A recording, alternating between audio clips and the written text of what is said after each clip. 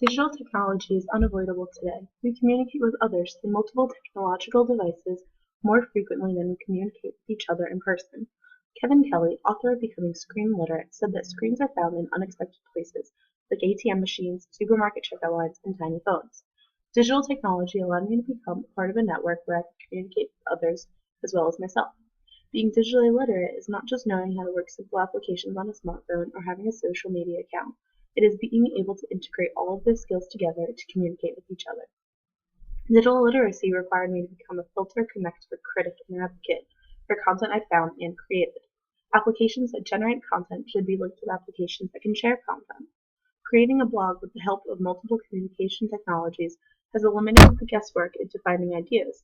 This is an age where if you think it doesn't exist, you Google it and either it does or somebody else has thought of the same idea as you.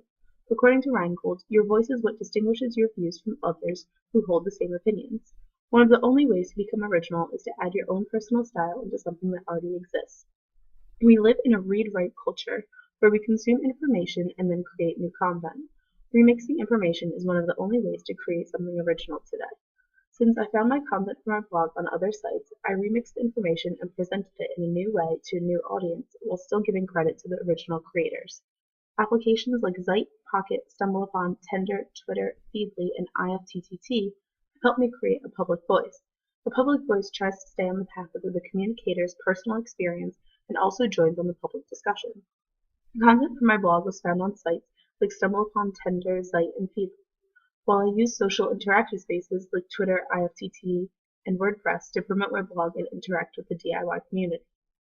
Zite and StumbleUpon are personalized applications where I chose my interests of DIY, crafts, cooking, and baking. The apps search the web to provide websites and articles based on the choices I made.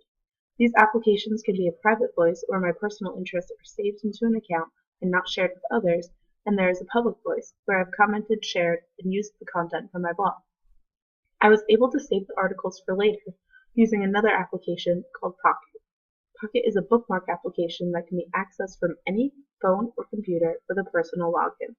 The bookmarks can be for personal use or they can be shared through social media using a public voice.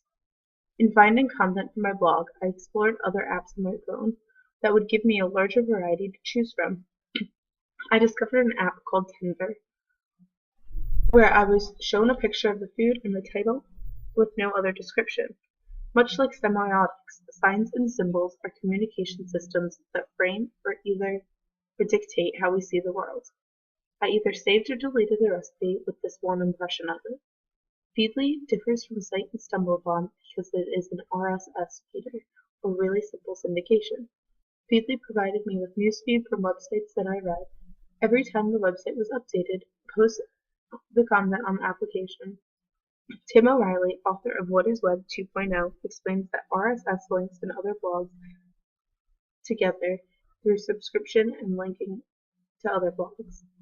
Through my blogging project, I found content that pertained to my topic and recreated the crafts or recipes.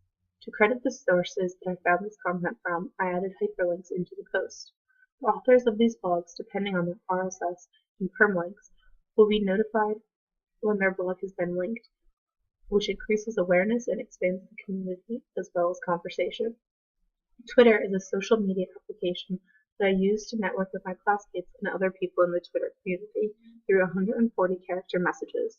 Nancy Bain, author of Personal Connections in the Digital Age, spoke how digital technology has a different interpretation around the world by saying, the same tools may take on very different meanings for different populations in different contexts or different times. I linked my Twitter account to my blog so my readers could see what I was saying and have the chance to interact with me. I use Twitter to promote my blog and stay updated on the class, while other people around the world may use Twitter as an outlet to speak the truth about their lives, promote social justice, or even just have the right to speak where they are from. IFTTT stands for If This Then That, which is a web system that will create recipes or chains of interactions. For this class, I created a recipe where I would get notified when someone used the Twitter hashtag CTPF15, which allowed me to be informed about what others were talking about in the class. I also used this application to involve Feedly and Pocket. When I saved an article from Feedly, it was saved into my Pocket account as well, which made this content more accessible. Tracing my phone usage during a 48-hour period showed my relationship with my phone and these applications. When using my phone, I digested information from multiple platforms or was communicating with myself as well as others. Having another form of digital technology in front of me while using my phone made no difference in my usage. Filtering all of the content would come across was the first step in my blog. Connecting these ideas I found from other sources and creating my own content was difficult. Being a connector allows you to take the ideas, add meanings, and interpret them. Once my posts were created, I would include tags that would allow readers to easily search for topics at a glance. Personalizing and formatting my blog were two of the most important tasks. Becoming a critic is where the content is debated and presented persuasively. I had to convince people that they should be reading what I was writing. Since my content relied on pictures, my format had to display my featured images prominently as to grab the attention of the reader. I gained knowledge through blogging for creatives or reading other blogs.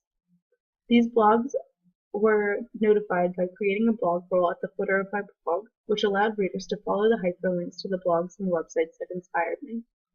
Reading other blogs was the best way to learn how to write and format like a blogger. Sir Ken Robinson makes a point to say that schools are killing creativity by educating children out of it. Without the knowledge of all these platforms, I would not be able to become creative. I learned how to use WordPress, Twitter, and other interactive spaces, which are necessary for creativity today.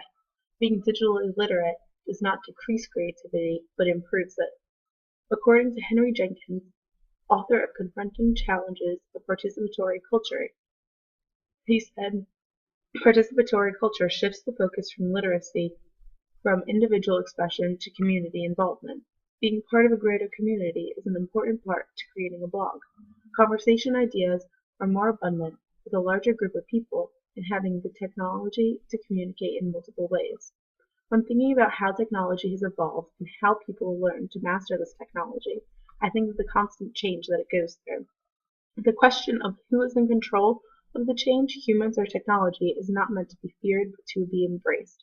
New technology brings ways to connect others together through the exchange of information. Digital literacy allows us to become aware of the world we live in and gives us the power of knowledge.